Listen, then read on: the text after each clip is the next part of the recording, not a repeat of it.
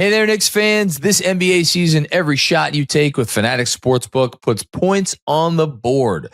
Earn up to 10% FANCASH on your bets, win or lose.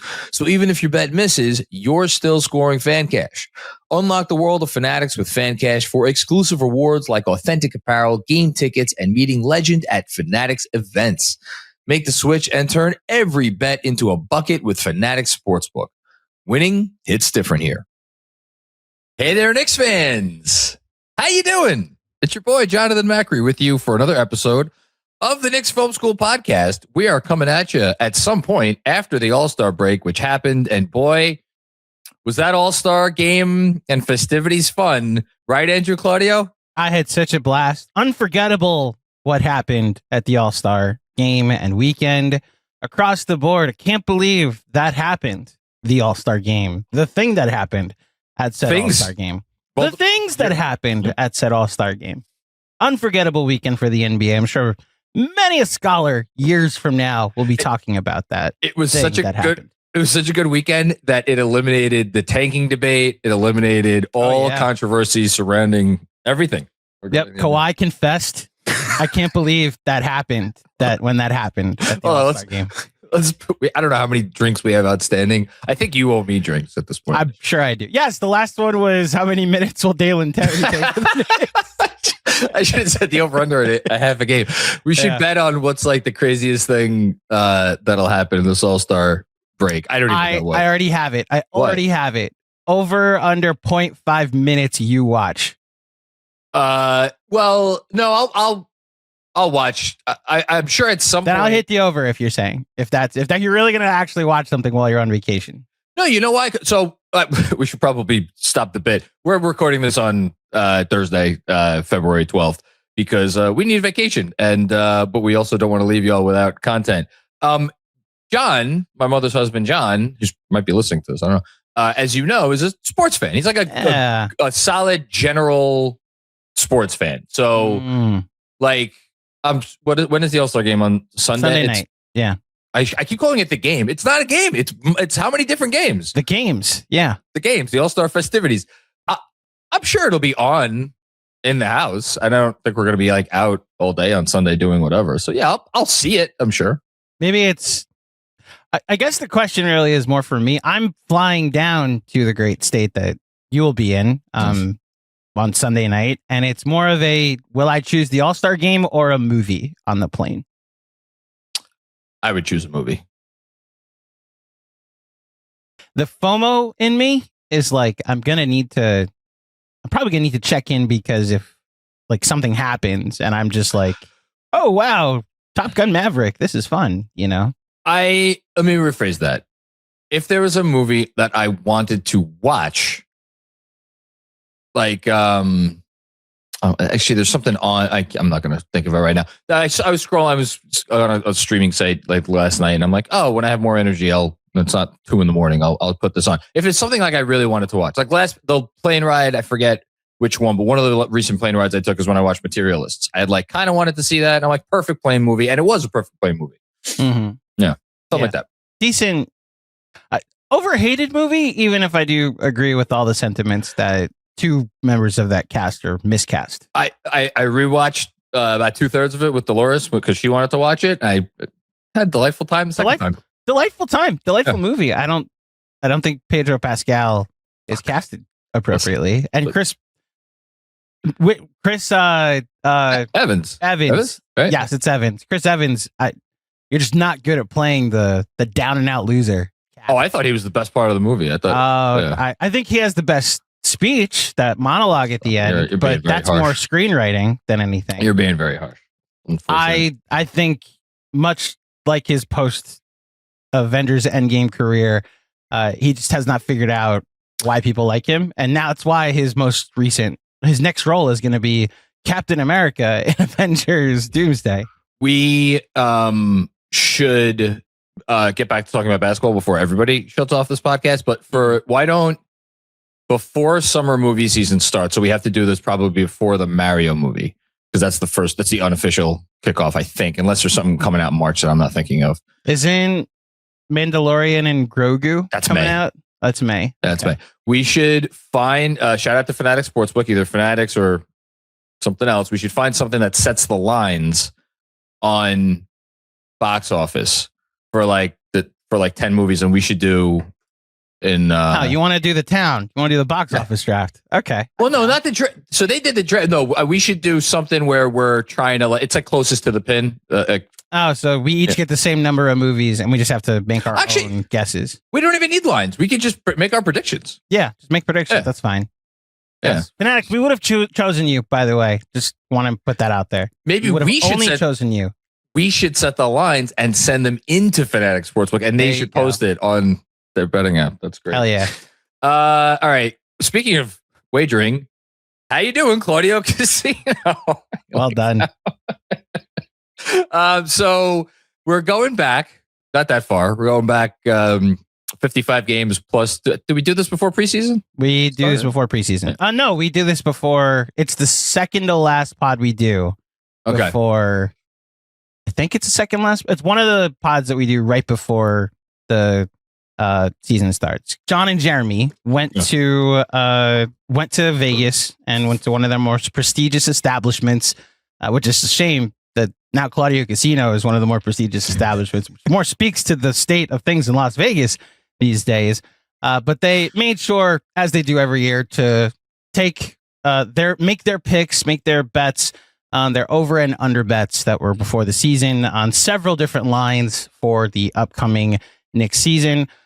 I will just say I did my homework, went and listened to the pod that we did before the season, to that trip to Claudio Casino, just to see what reasonings were before the season when... Was I overserved? What do you mean? Was I overserved at the casino, and that's why I made some of the picks that I made? You'll be surprised how these lines turned out so far this season. So we're just going to go through them and see how they're doing so far. I would argue, see, this is the fun part of the exercise, is where we were back in October and where we are now. The amount of, but what about Yabu that was said on this podcast? No. Man, like, maybe Cat doesn't play as much. Maybe he doesn't rebound as much because Yabu is, like, the amount that he was factored in, it was very entertaining, I will say. So I'm going to peel back the curtain. We'll get to this in 1 second, I promise. I'm going to peel back the curtain a bit. And I'm actually in a newsletter that I don't even know if it's come out yet, because I pre-wrote it for this week, this vacation week. I did my grades for the first half of the season. And in the Yabu section, I mentioned the little anecdote between the two of us that I was like, hey, I should do a video on the worst free agent signings in Knicks history. And you were like, okay, why? And I was like, because I think Yabusele is one of them. And you looked at me like I had 18 fucking heads. Mm-hmm. I went back and I did a little bit of, not a ton of research. I did enough research. A lot of the worst moves, a lot of the bad moves that we think of over the last 25 years, a lot of them were trades and re-signings. So like, if you want to tell me the Allen Houston, you love Allen Houston, so maybe you're the wrong person to ask. But if you want to tell me that Allen Houston 6 years for $100 million was not a good contract, which wasn't, that was a re-signing. If you're just talking about guys that were signed off of the free agent market that were not pre-existing Knicks, the only two that are like abysmal are Noah and Jerome James. I would argue there's nothing else that, like, there's other bad ones, obviously, ones that didn't work out, ones that like they did not get the proper value from. I would argue that there's nothing else that like was like atrocious. What did they get from Nerlens Noel? Or you're calling that a re-signing? Oh, that was a re-signing. Well, so if you're taking re-signings off the table, I am. That then still brings me to the Fournier point. Okay, brief. Let's do this quickly because this is the one you mentioned. Mm-hmm. They signed Evan Fournier to what was then second largest. Yeah, second largest after Stoudemire free agent contract in franchise history. Actually, I should look it up because him, Noah, and Timmy were all about the same. Whatever, they were all in the same bucket. It was a lot of money. They got one season from him that was bad. it was underwhelming, but also like it's what you probably like. Honestly, underwhelming's the right word. It was underwhelming, right word, yeah. But it wasn't. If you looked at his numbers right there, and like actually kind of, it's like this is who Evan Fournier is. Set a record that year, most 3-pointers in Knicks history, and then the following season, they not completely shifted course, but they were like, we messed up. We have to make the team more about defense. They went away from Kemba, obviously, signed Brunson, and he kind of got like usurped by Quentin Grimes. But I don't know. He never like. Let me ask you this: how detrimental was that contract to their plans? I mean, they were able to, shout out to Jeremy, treat this like continuous soup. Exactly. And move off of it for Bogey. And then Bogey Alec became a Cal. How detrimental was Yabu to their plans? Well, so that's where things have changed, I think, since we spoke. Because when we actually spoke before he was traded, and all the reports were like, they can't move this contract. Nobody wants that extra year. And then he, for reasons, just was like, I don't want $5.8 million. So if you were saying that because of the player option, it would have made it detrimental. Like that is what I was saying. Mitch, they wouldn't be able to sign Diawara. Like, yeah, that would have a case. I was playing it in the moment. They had to bench one of their highest paid players for a year and a half in Fournier. And the other part, which is why I can't rule out re-signings and have to include not the Alec Burks, the Derrick Rose. There was a lot of bad re-signs. The Nerlens Noel. And I guess, Alec Burks re-signed with the Knicks. Like, they actually, had to Kemba. Sorry. Well, so Kemba's probably worse than Yabu, actually, now that you think about it. All three of them fall under the same category because they had to use the 11th pick in the draft to get off of that. And then had to use the Jalen Duren pick to get off of that, to clear cap space, to make room for Jalen Brunson and Hartenstein. And they could have had... J-Dub was the next pick. So, like, just lighting that asset on fire to right a wrong tells me that they had to do more to right that wrong or right those wrongs than they did this one. All this was, hey, Yabu, would you mind waiving your player option? We'll let you go play in Chicago. And the answer was yes. And now Jose Alvarado is here to save the day forever. Last question. Who was more disappointing relative to expectations? And you just brought up how much we talked about Yabu in the preseason. Yabusele or Fournier? Yabusele, but I think that's a personal thing because I never had that high of expectations for Fournier. You know, I was part of the Quickly hype that wanted to see him play more. And then smart man, middle of the season, we're like, well, okay, I wanted Quickly to play more than Alec Burks at point guard, but that's I was about to say that the Quickly, the signing that should not have been made, if anything, was Kemba, not Fournier, for Quickly's sake. But anyway, okay. That was good. I'm happy we hashed that out. All right, so we're getting into this? Let's do it. So the first line that you and Jeremy took a look at and made a wager on, how many 30-point games will Jalen Brunson have this season? The line was at 25.5.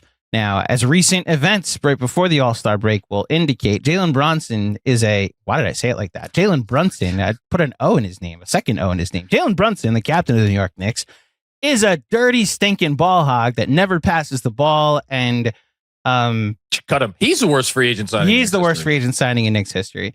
One might argue there is a more rational take, which I seemed to lean into. It was like, hey, you called your number one too many times down the stretch against Indiana. That's all I wanted to say. I was glad to see that some people went to one side rationally and some people didn't. I'm lucky enough to be able to ignore those people. You're not as lucky. You just have to sit there and read their comments on this. But can I just say, the way you just phrased it, even as you did it somewhat glibly, was the correct way. It was like literally one too many. And that's what I said to Sean on the watch along yesterday. I was like, if like one more of those shots goes in, like nobody's having this conversation because they won the game and it's like better. And we were judging process though. Like, he finished 14 for 31, right? Yeah. He was 12 for 29, then had a layup that the Pacers were just like, we think you're running out the clock. We're going to lay that in. And then inexplicably, Aaron Nesmith just threw the inbound pass inbounds. It just landed in Landry Shamet's hands for him to hit a three. That's true. Allowing Brunson to then come down and hit a three after Siakam hit the free throws. Look, it's very much that down the stretch, and this more speaks to where we are with this question, the conversation before the season was would be a more egalitarian offense. This would be a more spread out, like everybody eats style thing with Mike Brown as the head coach. This wouldn't be so much Jalen Brunson save us in the clutch. We are through 55 games of the season. Jalen Brunson has 21 30-point games. So he is going to hit this over this season. God willing. Both you and Jeremy went under. Did I at least waffle? No.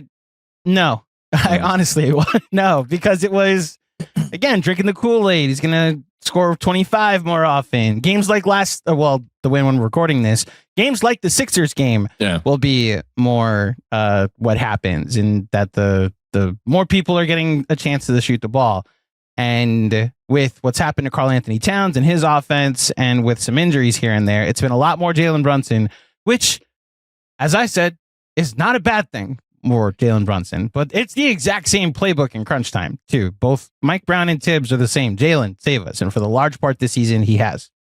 Yeah, I mean, not as many opportunities because they just haven't played quite as many crunch time games. The interesting thing that I'm looking up right now, he has had, I don't know where you want to put the dividing line. Let's do 35. So more than 35 points he's had 7 times. Which isn't nothing. It's a decent number. But if you compare that to 2 years ago, the 23-24 season, he had more than 35 points 17 times. Now, that's over the full season, so 77 total games. But it's just, I find that to be a little bit interesting only because that season, and if you look at their scoring averages, 2 years ago was 28.7, this year 27, so dip in scoring average. But like that was really a tale of 2 years where it was Brunson with Randall and then Brunson when Randall was no longer on the team. This has been more consistent even throughout the whole year. The other part that we didn't factor in, or you guys didn't factor in, was that the emphasis to get to 43s. Brunson's averaging almost 8 threes a game this year, and it might have been that's a great call a game before the Sixer game, and maybe without the Sixer game where he took 5-6 shots, as well as the Kings game, which he missed. He's averaging 7.8 threes attempted per game. So, it's more severe. Wow, this is I did not realize that this was this stark until I just literally saw it on a per 36 minute basis. Last year he was at 6.2 threes per 36. This year is at 8.1. That's a jump. Mm-hmm.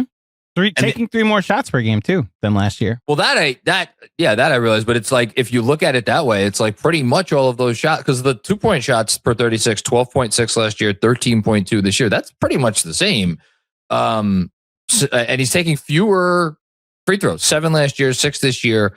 So that also goes towards more stuff behind the arc, which is what they wanted. Right? They wanted more 3-point attempts from him. So, and the percentage hasn't gone down that much. It was 38.3 last year, 37.4 this year. So it's comparable. The 3-point shot not falling is also the real reason why they lost to the Pacers, by the way. Yes. But that's just my 2 cents. Next up, how many double-doubles will Karl-Anthony Towns have this season? I hope I went over. You went under. Both the same case from you and Jeremy. Now, there was also, if you remember way back when, we thought Mitchell Robinson would be starting and that this team would be running the double big lineups as the starting 5. That was dumb logic. Well, the logic was bought into by this podcast, and I think a lot of Knicks fans too, because that was the initial starting 5 that Mike Brown used. There's a Josh Hart conversation we're going to have in just a little bit, but the thought was that they would go double bigs. Cat would be more of a 4. Mitch would be in the starting 5. Yabu might take some of those rebounds. When Josh Hart's in, he might take some of those rebounds. God. To give you all an update, the line was 44.5. We said it. I know this number. He's at 37 double-doubles this season. Now, I obviously can't see the future. Wish I had predicted a point per game line.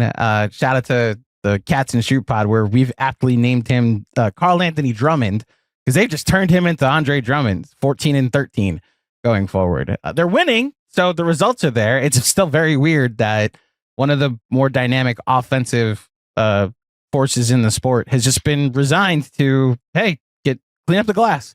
And I guess it's working for now.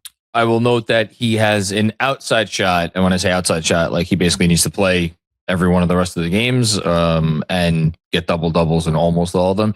He has an outside shot to be only the fourth player in Knicks history to get 60 doubles in a season, which would join Walt Bellamy, Willis Reed, and David Lee. Patrick Ewing topped out at 59. Oh, wow. I was kind of shocked that, you don't have the list handy, do you? The only other one I know is Towns last year had 58. All right. I was going to wonder about a certain Cantor, a certain Mr. Freedom, how high he ever got. If he ever got more than 50. I will check on that. Hang on. Okay. Well, the next line, if we want to just move it along, we'll stick with Knicks centers. How many stocks, steals plus blocks, per 36 will Mitchell Robinson average this season? The line was at 4+. Let me move this way. The line was at 4+, and you went over because this is more on with your projections for Mitch before the season. You had him finishing in all defense, in defensive player of the year voting. I tried to tell you he's not going to play enough to be anything close to that, but will be impactful in his minutes when he's there. Frustrations with the funniest minutes restriction that's ever existed. Mitchell Robinson per 36 is averaging 3.6 stocks this season. So not that far off, but it is lower than 4. I don't think he's going to get above 4. Neither do I. 4? Man, 4 a game was high. Yeah. Or 4 per 36, sorry. 4 per 36 is high. Cantor topped that, by the way, at 39, if my quick math was correct. Okay. The Cats almost already beat that before the All-Star break. Mitch has been really good. One of the most important players on the team. The line we should have set with Mitch was you couldn't have. What's the Lindsay Lohan? The limit does not exist. Mm-hmm. Was the offensive rebounds per 36 minutes, which if he doesn't miss time, he's going to not just break the all-time record, he's going to obliterate it. So for those who don't know, Mitch is at 16 rebounds total per game, which also is 16 per 36, which is also first in the league. He's at eight offensive rebounds per 36. Yeah. 8.1, 8.2. Yeah. I just remember seeing the number 8 and being like, oh, so 50% of his rebounds are just offensive rebounds. Got it. Which the all-time record was set last year by Steven Adams at 7.5 something. Well, one thing that I think we were open to, but didn't think would happen so quickly. Josh Hart not being under Tom Thibodeau anymore. There was no longer a mandate of minutes he had to play. Now there was a curiosity of how many minutes he would play under Mike Brown. Started off as a bench player, really started off as more of a 7th or 8th man. Had a very sad scene in Chicago where he only played 15 minutes and didn't play the second half. Settled into a 20 to 25 minute role. And then didn't play the second half? Yeah. You were, this was the 5th game of the season. And no, I remember the game. Didn't play the second half. Played 15 He minutes, must have been hurt. I mean, there's I'm pretty sure he didn't play the second half, but I think the narrative around that game, because there was a video that came out of Josh sitting outside of the huddle on the bench, looking at the floor, just kind of searching for like answers. And that was a bad game. That was a very bad game. They fell to 2-3 and their season ended. Thankfully, they were able to survive their season ending 5 games in and have now become 35-20. That's a line. You should write this down for next year. Over under how many times the next season will end. Well, this season is if I set a line of 3.5, is the line over or under? I think the season's ended twice this year. Yes. So will it end again? It'll end at least one more time. And we're not talking the actual end. And we're not. This does not count the actual end of the season. Yeah. Will it end 2 more times? I hope it doesn't end 2 more times. I'll take 1. Okay. One will be fun. Yeah. I'm hoping for 0, that we have a nice, easy breezy final 27 games. They're about data collection, get the 2 seed, and we move. Yes. Yeah. Anyway, what's the next? Oh, so this is the Josh Hart minutes thing, This right? is the Josh Hart minutes that we set at 29 and a half. All right, so this is over right now. This is over. He is And currently averaging 30.6. You went under. Jeremy went over. Damn it. My God. And trending up because he's now in the starting five. That starting five has a net rating over 7. Yeah. And with Deuce not playing for the rest of the season, probably will probably still stay above 29 and a half. Yeah, I haven't done this, but I wonder if how many players other than like Jordan Poole or someone who's like out of a rotation now, how many players who averaged over 30 minutes a game last season, has anybody had their minutes dip more than Josh Hart? I can't imagine there's been too many because he averaged 37.5 minutes a game last year. 37.6, the NBA lead for minutes per game last season. I think he's been deployed rather perfectly this season. Once he was settled into, even as a starter, I think Mike Brown has been willing to be like, all right, we need more space. We're going to take Josh off the floor. Josh is also combated when teams are playing a center on him by either moving consistently or the guy shooting 40% from 3 as we sit today. 41. 41% from 3, even more so. Freaking crazy. Yep. The next line, OG Anunoby and Mikal Bridges. So this is an interesting line that we ended up with. How many points per game will OG Anunoby and Mikal Bridges average combined? This has to be right on this number. You have it at 38.5. Yes. So OG Anunoby and Mikal Bridges, we started with the line at 35.5. You and Jeremy waffled for a bit and said, you know what? If it was a point or two higher, maybe I would take the over. Maybe I would take the under.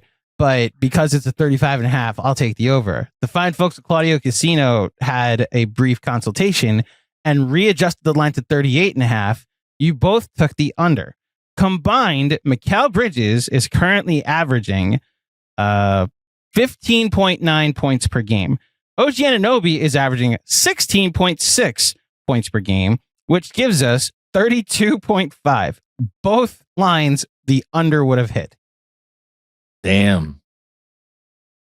So we were just very off base in terms of thinking that the Mike Brown offense was going to be some kind of egalitarian thing. Hold your horses. I actually think it has, because down the roster you get like Deuce is averaging 12.9 points per game. Landry Shamet and his contributions to the team this year, like the egalitarian offense is like the 6th, 7th, and 8th man are able to take more shots. If I could do a quick look, Mikal Bridges last year to this year, Mikal was averaging 14.4 field goal attempts per game. He's averaging 12.6 field goal attempts per game this season. OG Anunoby last year, as I do a quick search, 13.9 field goal attempts per game last season, 12.2 this season. That month where Brunson was out and they were both taking 20 field goals a game, I think also skewed their numbers a bit last season. So it did. But here's the thing why we probably screwed up. And I don't know if we've mentioned this, but like the minutes reduction also should have factored in more prominently here. And again, I always look at per 36. Per 36, OG Anunoby is averaging more this season. He's at 18.1. He was at 17.7 last year. On actually slightly fewer attempts. He's been more efficient, and he is what's the other thing? He's getting to the line more because he's being allowed to put the ball on the floor more. Also averaging a little bit more assists on a permanent basis. And then Mikal is a little bit of a dip, 17.1 to 16.6 for 36, but he's making up for that a lot in assists. He averaged 3.6 assists for 36 last year. He's at 4.3 this year. So taking on more playmaking, doing more distributing. It's like, look, it's been good for both of them. So the next one, unfortunately, I think we can already call it.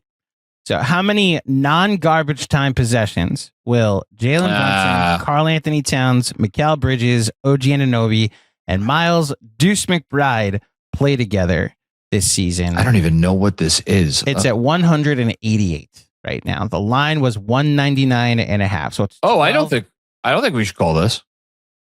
He comes back with a game or two left. I think they will try to look, in a perfect world, I think they'll try to get him a couple games under his belt. If they get him a couple games, that's we're talking like 12 more possessions he has to play for this over to hit. It's not great. But What do we if take? he doesn't come back until the playoffs, both of you took overs with the caveat that if it doesn't hit, pitchforks are being sharpened for the riot down in Madison Square Garden. That I would have led, by the way. I wonder, is this enough? 188 in how many games together? Have these five played? I didn't look at games. I just looked at possessions. It's 188 non-garbage time possessions. So in terms of games, hold on, it's a decent sample. For those wondering, it has a positive net rating. The offense is the best offense among the most used lineups. It's also one of the worst defenses among the most used lineups. So this is the second most used lineup on the team after the current starting lineup. And so the number that might be the most notable, they only played in 14 games together. And it was during a stretch when Josh Hart was out. That also coincides with one of the stretches where the season ended. I'm trying. What we probably should check, and I assume that this wasn't the case. Was there any game where all five were healthy and they did not at any point in time play together? You're saying all five? These five guys, the Deuce and the other four starters, were all of those. Oh, wait a minute. Hold on. I misspoke. The second most used lineup is the one with McBride in place of Anunoby. McBride in place of Josh Hart is actually the third most used lineup. That lineup has only seen time in 13 games. He's played 91 minutes, and it's actually a negative net rating, according to NBA.com. That's what you're using. I was using possessions. So I'm not cleaning the glass. No. Yeah, but this was possession, so that's why. Right. I think yeah. So they're, like you said, the Deuce starting five is plus 4.8, has a 132 offensive rating, but a 127 defensive rating, which is why you only get a 4.8 net rating. Did we set any lines on? I don't think we did on over under net rating for the actual starters. Nope. Don't look now. It's at plus 8. I just said that the starting five is a plus 7.7. Yeah. That's like, it's not awesome. It's been very good specifically over the past 12 games. It's been, there's some blowouts in there if you're using NBA.com. Absolutely. It's been significantly better than last season. Yeah. They have also just gone away from calling stuff for Cat. So that helps because their defense is much better now. I still have questions come playoff time, but this is where I'll give a hat tip to Mike Brown. I think he will pivot off of it if it's not working more easily. You want a fun stat? What? There is one lineup where anytime this lineup has appeared in a basketball game, the Knicks have not lost the basketball game. Do you want to guess what the lineup is? They've appeared in 9 games together, and they are 9-0 in those games. It's not that hard. And actually, Mitchell Robinson, yes. OG Anunoby, yes. Mikal Bridges, yes. Deuce McBride. Or is it Shamit and Jalen Brunson? Why do you hate Josh Hart?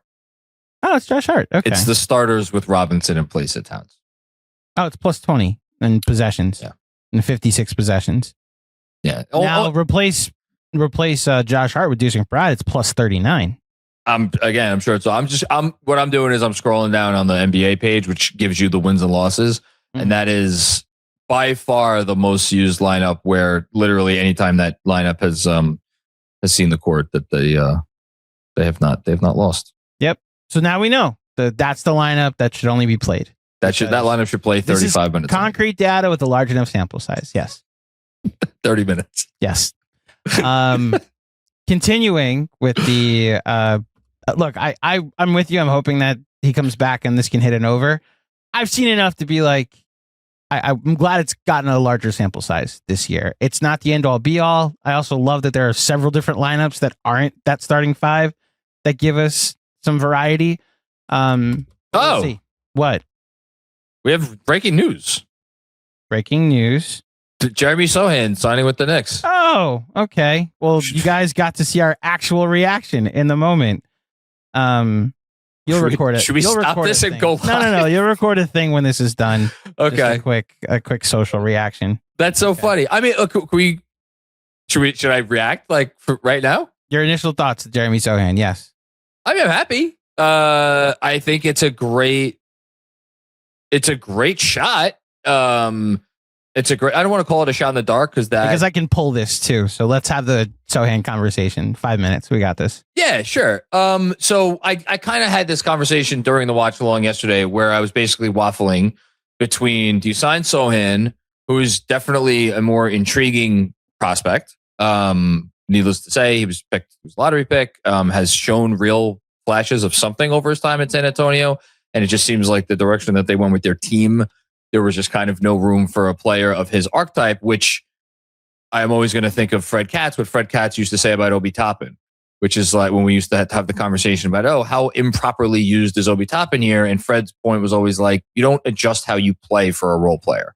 Obi Toppin happened to go find a home where they just wanted to play exactly like he plays, and it worked out great.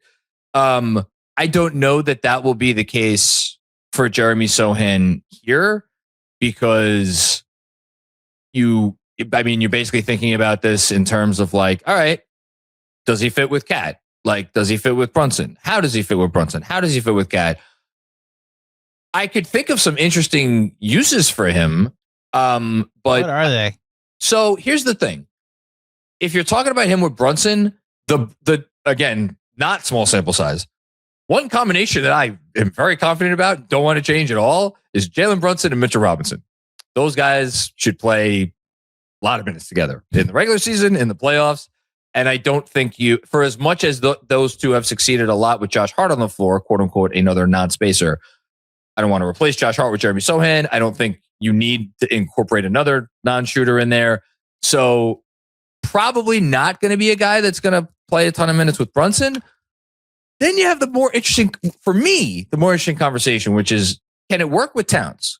Because you get the 5-man on offense, and then so basically Sohan could act basically as a 5 on the offensive end, and he could be not a 5 on the defensive end. Or do you just go completely off the grid, and do you try to run lineups that are true switch everything lineups, where it's like, let's say Sohan, OG, Mikal, Josh, and I don't know, Alvarado. But then there's the obvious question of like, okay, well, how do those lineups score? Long story short, I'm happy with the signing. I'm curious to see how Mike Brown uses him. I do wonder if they're like, where are the minutes going to come from? Because right now, so Deuce is down. Mm-hmm. Everybody else is everybody an OG? Well, an OG, which if it's as reported, then he should be back whenever his toenail heals. So right now they have room to play him, because like right now, what are we getting? We're getting talks of minutes, which John, right now they're on break until Wednesday, until Thursday. So for all we know, OG is going to be healthy. Well, I mean, we can do conspiracy theory time and talk about, is this signing made because something's up? Now, look, to be very clear, Jeremy Sochan's not Anunoby in like any respect. No, but he is someone that is more of a veteran than Mohamed Diawara, and obviously we love Mohamed Diawara here. But he shouldn't take a single Diawara a minute. I'm sorry. What we've seen from Diawara so far, Jeremy Sochan hasn't played well enough yet to play more than Diawara. In my grades that I'm giving out in the newsletter on Substack, there's one guy that I gave an A+ to, and it's Mohamed Diawara, because that guy, he's already exceeded every expectation that I had. So look, give it a shot, try him out with some different lineups. If this OG thing is like lasting, like it can't hurt to have another bigger body in there, so you're not out there running lineups where I think they had a lineup in the Sixer game where like Shamet was it wasn't the 4. They had like some small lineups out there against the Sixers. So I don't know. It can't hurt. I'm skeptical that there's like a hand in glove fit on the roster.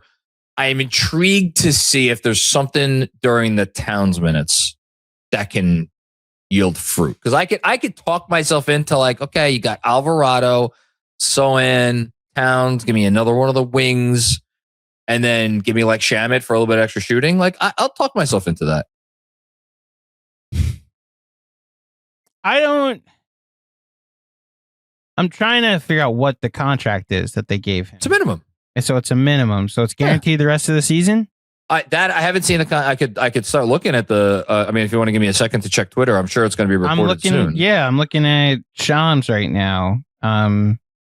There's no rest of the season deal. That's it. So it is rest of the season deal. It's just the rest of the season deal, which so this means is their buyout guy. Then. This is their buyout guy. Yeah, this is their buyout guy. Man. They will have. I hope I don't screw this up. They will have non-bird rights on him. Also, we should note that he had, according to Shams, which take it with however much salt you have in your house, 10 interested suitors, which means 10 people picked up the phone and inquired, is Jeremy Sochan alive? No, his agent wanted people to know, and Shams were copy and pasted. That's what happened. I was trying to be kind, and I want to be truthful. I'll just say this: I'm not really moved by Jeremy Sochan. It's very much a 10th man situation for me. I already have 10 guys, even with Deuce out, that I want to see. I mean, yes, maybe John. If he takes Jordan Clarkson's minute, it's fine. See if there's something there. In a Mike Brown offense, you need to be able to shoot the ball if you're not a center. And this guy is a career 28.7 3-point percentage. Add in that as a center, he doesn't really rebound the ball. He's averaged 5.6 rebounds per game in his career. So I'm kind of underwhelmed by. Did you say he didn't protect the rim? We could just say he's 0.4 blocks per game. He does not protect the rim. So he doesn't protect the rim, doesn't rebound, doesn't shoot.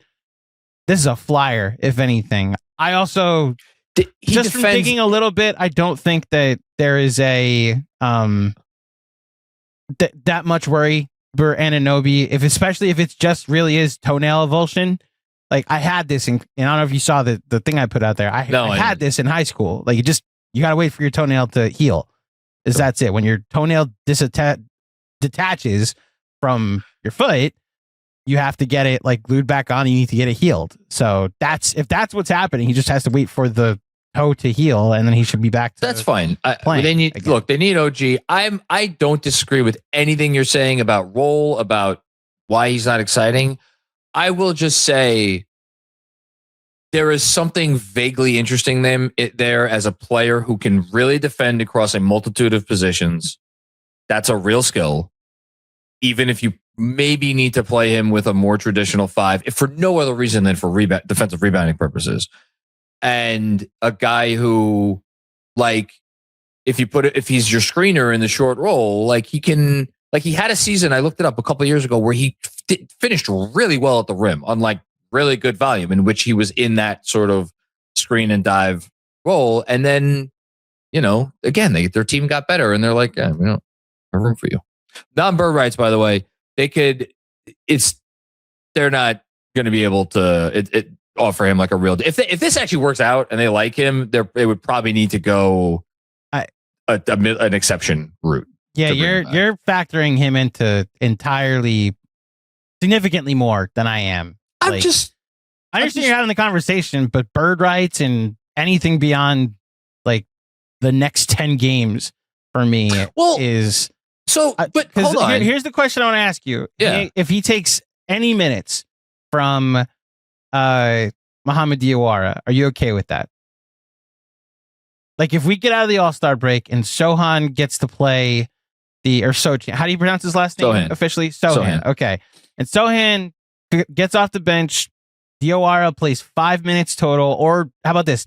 Diawara gets a DNP and Sohan gets 10 to 15 minutes. And they're like, let's see what we got in Jeremy Sochan. Yeah, that's fine. I'm very against that. I think Diawara's already shown us enough. And he's a shooter in a Mike Brown offense. He is. He's already shown us he can do that. He's missed one corner 3 all year. Like, that has incredible value. I am fully accounting for Diawara to be a Knick for a very long time and make a very positive impact on this team for a very, very long time. Mm-hmm. He does still make rookie mistakes, and that's undeniable. He makes very positive plays. He also makes rookie mistakes. If you're talking 10, 12 regular season minutes a game here and there, I'm I'm curious enough about Sohan to see what this is. And you know what? If it doesn't work, it doesn't work. No harm, no foul. That's it. If OG doesn't play, I'm okay. But as long as Diawara also still gets to play, that's what I'm at. I'm not making concessions for Jeremy Sochan to like save his career here. What I'm most interested in is I am assuming that he had at least a couple of the real suitors, including teams that are probably not very good, that would probably have given him an opportunity to play real minutes. And the fact that he came to the Knicks, I'm sure that they were the only contender or semi-contender who was like, hey, you might play some minutes here. So, if winning is like mildly important to him, that's kind of cool. As far as I'm concerned, if he plays as much as PJ Tucker, I'm okay with it. I'm not inspired by a Jeremy Sochan acquisition in the sense of I'm not upset by it. I'm not excited by it.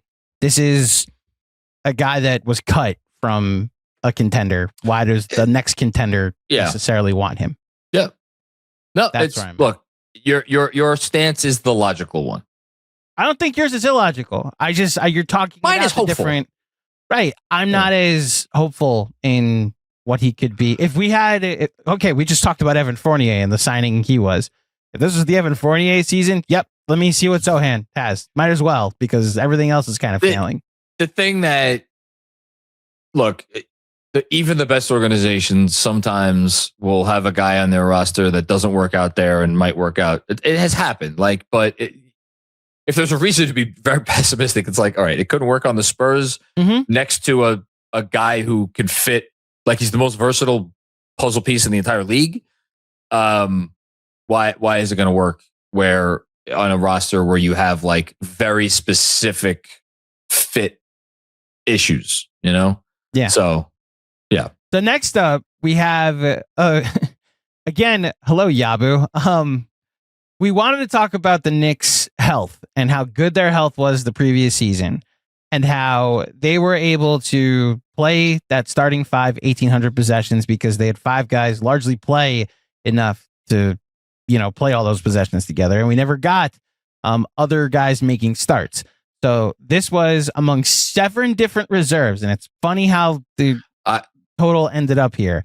Among these 7 different reserves, Deuce McBride, Gershon Yabusele, Malcolm Brogdon, Ariel Hook-Porty, Landry Shamet, and Jordan Clarkson. How many will they all combine to start? How many games will they all combine to start? The line is 39.5. John? I'm quite certain it's under right now. So among those 7, let me just double check to make sure I didn't get this wrong. One of whom is no longer in the league and has not been in the league at all this year. So Malcolm Brogdon obviously is a 0. The funniest part about, and this is why I would encourage people to go watch what happened before the season when we did this show. I initially didn't have Gershon Yabusele listed, and Jeremy was like, I'll take the under. And then was like, I remembered Yabu, or you remembered Yabu. And I was like, I have to add him. And then you both were like, oh, well, because Yabu's there, I'll now take the over. That's so fun. So Gershon Yabusele did not start a game for the New York Knicks. That goes hand in hand with the funniest part for me, which is that Mohamed Diawara, who, again, if you would have given me an over-under on non-garbage time minutes that Mohamed Diawara was going to play this year, I would have set the over-under at 0.5 minutes. Mm-hmm. And Mohamed Diawara has started more games than Gershon Yabusele, Malcolm Brogdon, Ariel Hook-Porty, and Jordan Clarkson combined. This is a fact. Yeah. This is wild stuff. So the line was at 39.5. These 7 combined for 35. The total for the top 6 is what we called it. Josh Hart, Mitchell Robinson, and then the 4 highest paid players. It was those 6. How many other people will start this year? And they've all combined for 42 because we've got 6 from Diawara and 1 from Tyler Kolek. I actually forget what game that was. I think it was a game that Brunson didn't play, right? Wasn't it it was the Minnesota game the day before Christmas, or the 2 days before Christmas. where they basically said to Brunson and Anunoby, just stay home. Like they didn't make the trip, I don't think. And then Cat had 40. Oh my God, that was the Kolek almost triple double. Wasn't that when he had like a bunch of field goal attempts in the first half and Mike Brown was like, stop taking so many shots, and then he took more shots but made a bunch of more shots in the second half, and he went back at Mike Brown. He was like, there, I made some. Kolek sanity was the thing. All right. It was. Next up, how many different events will Knicks players or coaches participate in during All-Star Weekend in Los Angeles this year? Now, we're recording this beforehand, so the over hits because this is how many events will have how many different, like multiple Knicks represented. So, for example, 2 Knicks made the All-Star team this year. In the All-Star events on Sunday, you get credit for 2. And 2 Knicks appearing there. Obviously, this happened in the past for all of you, but the event that Jalen Brunson, Karl-Anthony Towns, and Allen Houston participate. That counts. You know what? I'll say it counts as 3, even if it just counts as 2.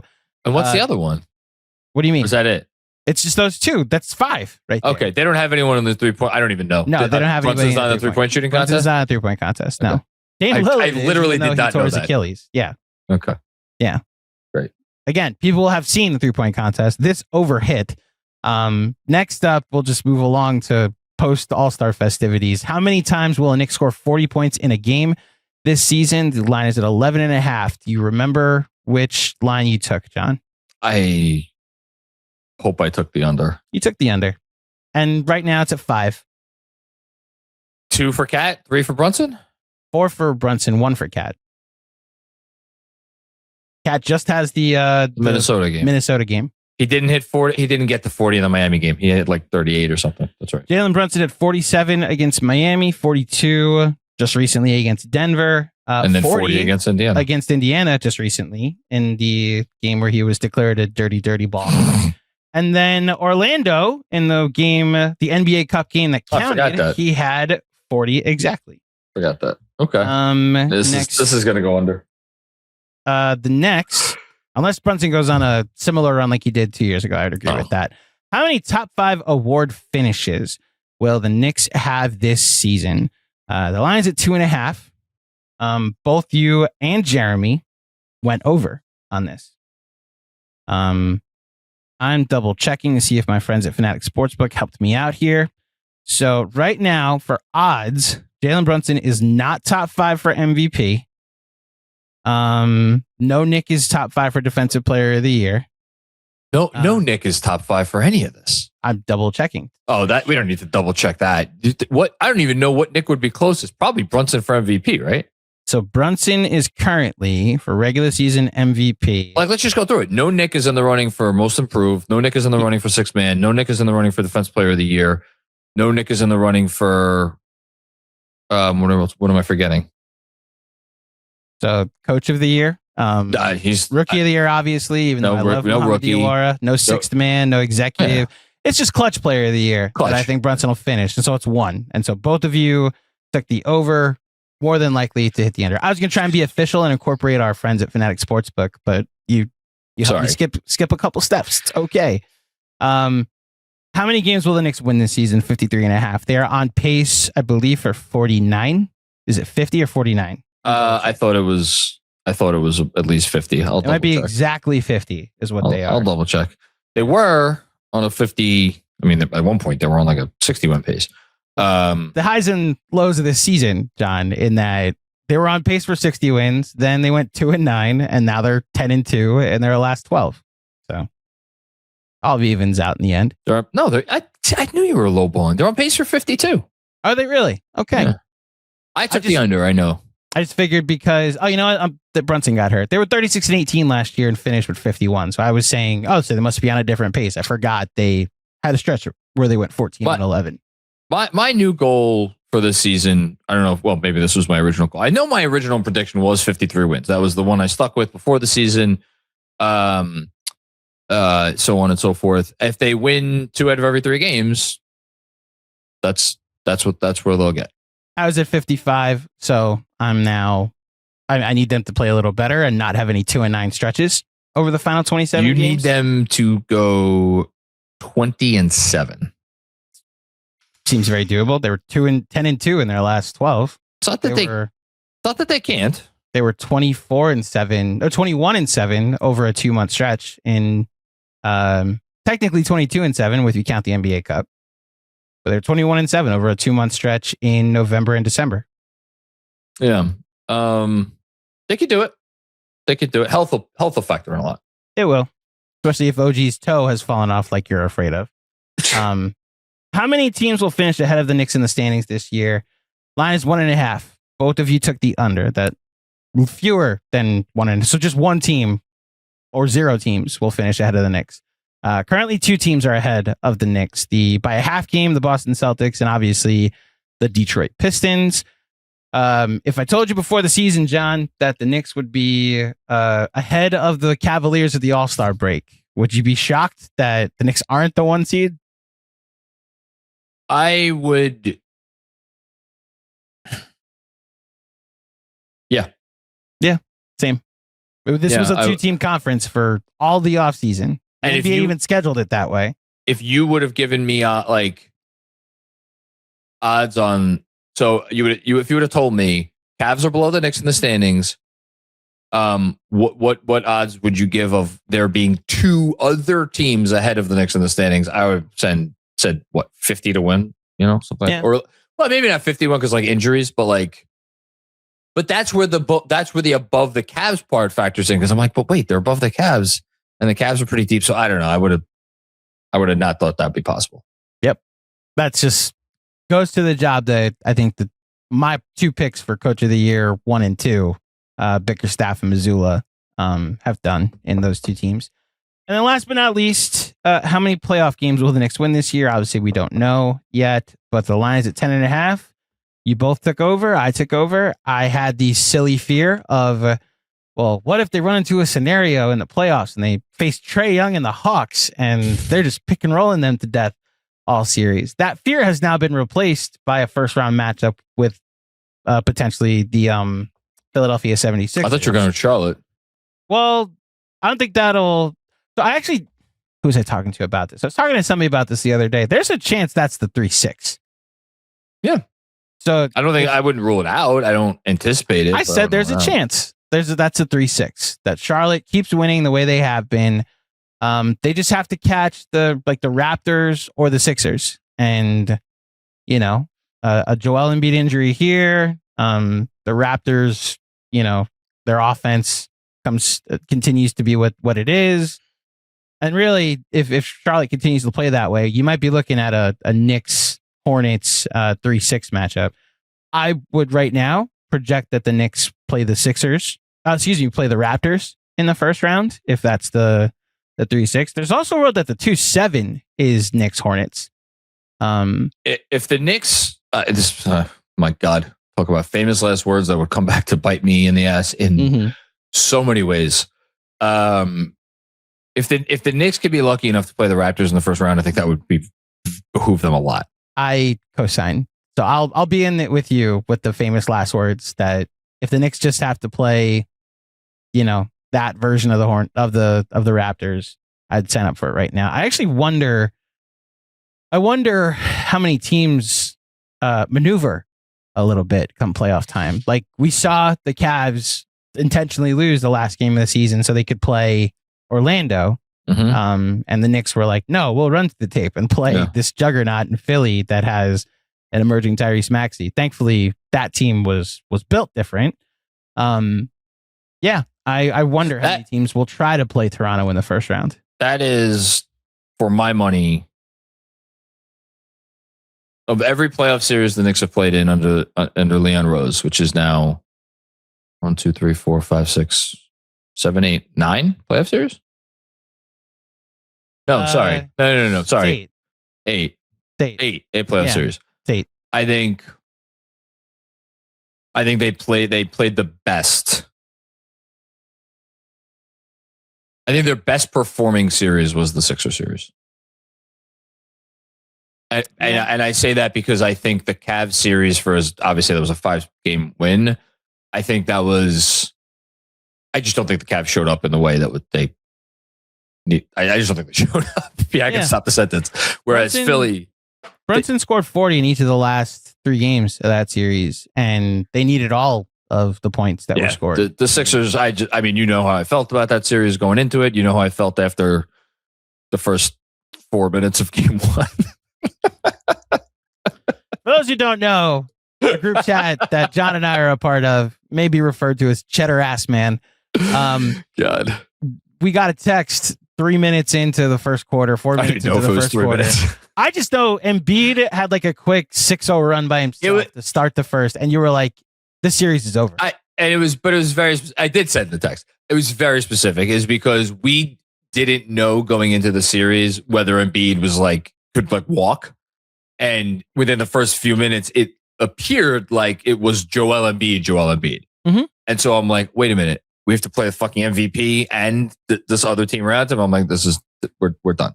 And then what happened? He averaged 33, 7, and 6 in the series, and they still beat him in 6 games. And if Tyrese Maxey doesn't hit a Hail Mary 3 at half court, they beat him in 5. But that's why. Well, look, there were 2 miracles in that series. Yeah, so that was always going to be meant to go 6. Yeah, meant to go 6. But that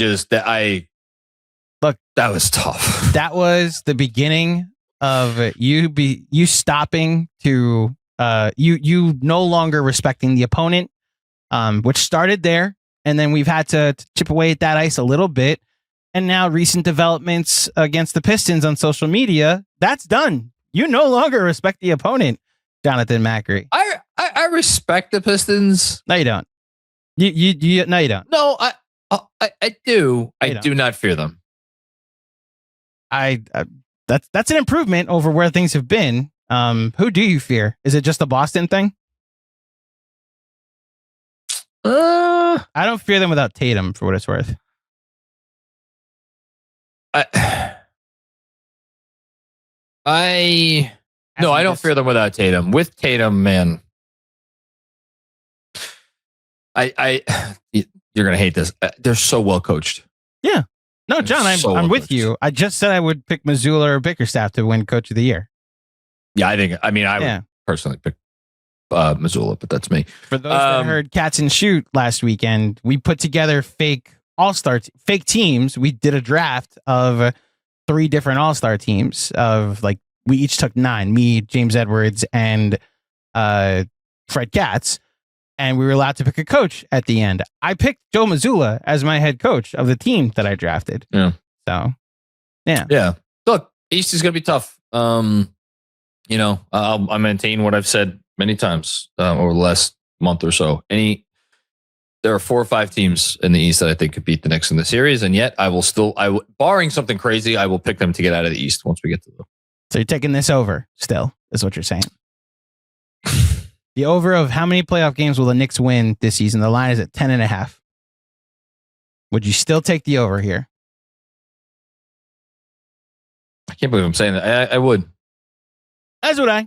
I co-sign that if there's an opportunity to hedge mid-first round because they're down 2-1 to a team, wouldn't shock me.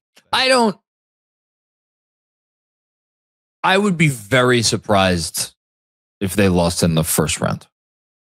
Depends who they play. Look, who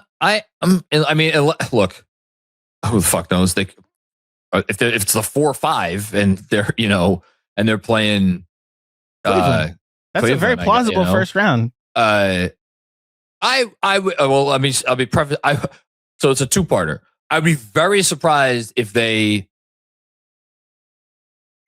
had to play Cleveland in the first round, unless Cleveland fell to 6 or something, and then barring them playing Cleveland or Boston or Detroit, I guess, in the first round, I would be surprised if they lost in the first round. And yes, that includes Philly. I would be surprised if they lost to Philly in the first round. Beyond that, nothing would surprise me. I think my hesitation to go as far as surprised is, look, you want to talk about respecting the opponent? The number 1 team I fear in the NBA playoffs this year is the Knicks. I don't know which team will show up for a game. I know I can count on Jalen Brunson. I know I can count on Josh Hart. There are certain guys that I know will be there in spurts. I think Anunoby falls under that. I think Deuce McBride falls under that. The 2 guys they invested in 2 years ago. Mikal Bridges and Karl-Anthony Towns have had some high highs and some low lows in their Knicks tenure. And it's caused me to just wonder what we're going to get out of both. Shoot, I got to go. That's all. Okay. John has to go. Yeah, sorry. We're back to the future. I go pick up my daughter from the bus. This was great. Thank you. You're welcome. Everybody, thanks for checking out another episode of the Knicks Film School Podcast. Help us out. All the ways you help out the things that you love. Subscribe, rate, review, Patreon, Substack, YouTube. You know all the places we are. So please help support the great work that is coming out of the entire team here. And on behalf of Andrew Claudio, we will be back with more fun and games before you know it. Peace out. Must be 21 or older. Gambling problem? Call 1-800-GAMBLER. Connecticut, call 888-789-7777. Massachusetts, call 800-327-5050. New York, call 877-8-HOPE-NY. Maryland, visit mdgamblinghelp.org. Not available in all states. Terms apply. See the Fanatics Sportsbook app.